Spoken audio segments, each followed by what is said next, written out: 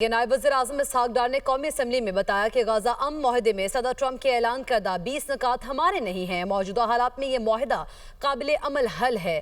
وزیر اعظم شہباز شریف نے اسرائیل کا نام لے کر شدید الفاظ میں مذمت کی۔ گلوبل فلوٹیلا میں زیر حراست سابق سینیٹر مشتاق احمد کی رہائی کے لیے بااثر یورپی ممالک سے رابطہ کیا ہے۔ سعودی عرب سے دفاعی معاہدہ ہماری خوش قسمتی ہے۔ شمع جنیجو کو وزارت خارجہ نے لیٹر جاری نہیں کیا تھا، وہ وزیر اعظم کے وفد کا حصہ تھی۔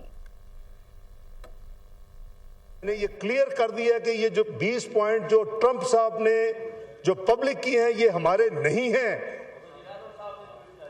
یہ منوان ہمارے نہیں ہیں۔ میں نے کہا کہ اس میں کچھ چینجز کی گئی ہیں جو ہمارا ڈرافٹ تھا، تو اسرائیل کو بائی نیم کنڈیمڈ کیا گیا۔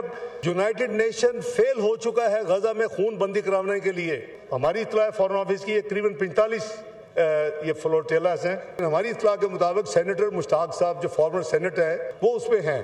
ہم نے ایک تیسرے یورپین ملک کو انوالو کیا ہے جو انفلوئنشل ہے، ان کو ہم نے کہا ہے کہ آپ وہاں ان سے رابطہ کریں، ہمارے اس سینیٹر صاحب کو پوری کوشش کر کے ان کو آپ فوری طور پہ وہاں سے ریلیز کروائیں۔ دہائیوں سے ہمارا اللہ کے فضل و کرم سے جو سعودی عربیہ کے ساتھ تعلق ہے وہ سب کو ڈھکا چھپا نہیں ہے۔ ہم سب کی جان بھی قربان حرمین شریفین کے لیے۔ تو یہ جو معاہدہ ہے یہ کوئی آنن فانن نہیں ہوا، اور اس میں کیٹیگورک ہے کہ اگر ایک ملک پہ کو حملہ ہوگا تو یہ تصور ہوگا کہ دوسرا ملک ایز اف کہ دوسرے ملک پہ بھی ہوا ہے۔ تو ہمیں محافظین میں اگر اللہ تعالیٰ نے شامل کر لیا ہے تو ہماری خوش قسمتی ہے۔